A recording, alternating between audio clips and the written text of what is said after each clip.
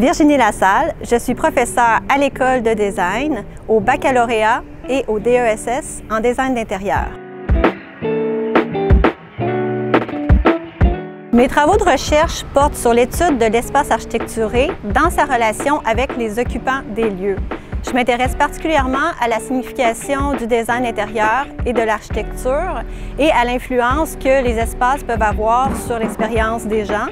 Donc, dans ce contexte-là, je vais, par exemple, travailler sur les ambiances, sur les expériences sensorielles et sur les possibilités de socialisation. Mes travaux portent sur des lieux d'habitation, notamment sur l'architecture domestique et sur des milieux de vie substituts comme les CHSLD et sur d'autres milieux de vie spécialisés. Mes travaux de recherche s'intéressent particulièrement aux personnes en situation de vulnérabilité, de minorité ou de sous-représentation. Dans ce contexte-là, on va par exemple penser aux personnes autistes, aux personnes aînées, aux personnes vivant avec un Alzheimer ou une autre maladie neurodégénérative et aux personnes en situation de handicap.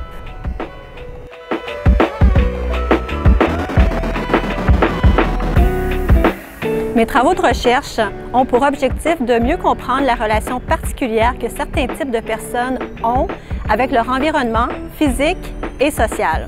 Il y a un souci important de justice spatiale dans les travaux que je fais parce que le plus souvent, l'environnement bâti est conçu pour la majorité de la population en général, et qu'on veut maintenant concevoir des milieux plus inclusifs qui se préoccupent de l'expérience des gens particulièrement sensibles à leur environnement. Mylène Charette, étudiante au doctorat interdisciplinaire en aménagement. Mon parcours académique a débuté avec une technique et un baccalauréat en design d'intérieur. Ensuite, j'ai travaillé une dizaine d'années comme designer d'intérieur sur le marché du travail. Puis c'est dans la pratique professionnelle que je me suis rendu compte d'un intérêt grandissant dans la recherche, entre autres pour mieux comprendre des situations de design et des besoins d'usagers beaucoup plus complexes que les projets sur lesquels je travaillais.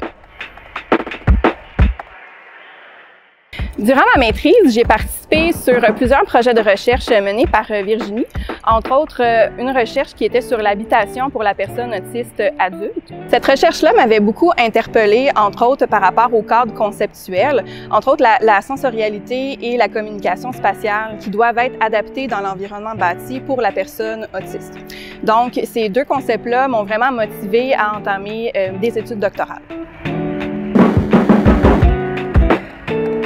Je m'intéresse par exemple à la manière d'être des personnes autistes, à leurs particularités par rapport à la socialisation, à leurs expériences sensorielles, pour mieux concevoir l'environnement bâti, pour leur donner plus de choix, plus d'emprise sur l'espace, pour en fait concevoir des lieux qui leur correspondent mieux.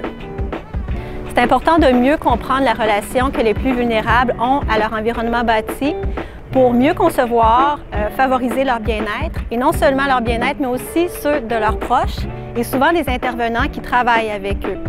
Ça permet de mieux concevoir les milieux de vie, l'environnement bâti pour la population en général, parce que comme ça, on crée des milieux plus inclusifs.